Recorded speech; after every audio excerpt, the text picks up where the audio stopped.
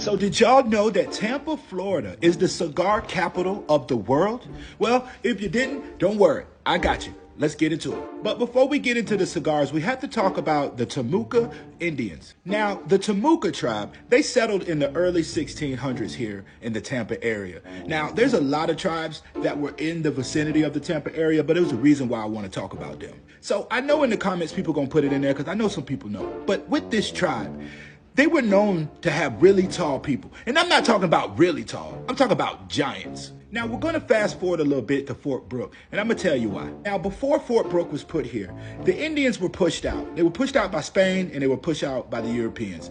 But after that, the area of Tampa just sat just dormant for like 200 years. Now, in the midst of those 200 years, a few people started coming, but a lot of the people that were coming here were a lot of immigrants, okay? And when I mean immigrants, I mean Cuban immigrants. But it was cool because they were just here to protect the waterfront, just, from potential threat. And that's where this guy comes into play, Vincent Martinez Ybor. And yes, Ybor City is named after this guy. So Vincent was a very successful cigar businessman, okay, especially in Cuba. But he was so big in Cuba that he moved his business to Key West, Florida.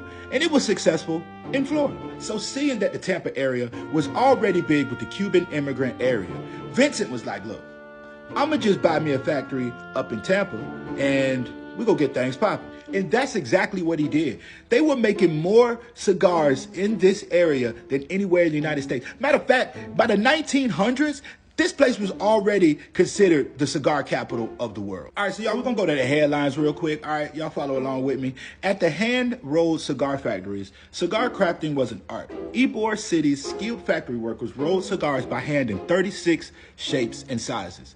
Tampa's cigar manufacturing peaked in the 1920s. In the late 1920s and early 1930s, the Great Depression and mechanization hurt Tampa's cigar industry. But still to this day, Tampa is still the cigar capital of the world, and Tampa is thriving. Matter of fact, Tampa brings in $15 billion for the state of Florida. That's wild. All right, so before I get out of here, I'm going to go over this with y'all real quick. If you don't know what Ybor City is, all right, I got y'all. It's a historic neighborhood just northeast of downtown Tampa, Florida, United States. It was founded in the 1800s by Vincent Martinez Ybor and other cigar manufacturers and populated by thousands of immigrants, mainly from Cuba, Spain, and Italy. The more you know. Oh, and one more thing. Just in case this whole TikTok thing with the banning and all that doesn't pan out, I got my YouTube up in the bio. You guys, go follow my YouTube if you want to keep catching this content, because I'm going to be putting it over there. There's already a few videos over there. But y'all just follow the YouTube page, just in case.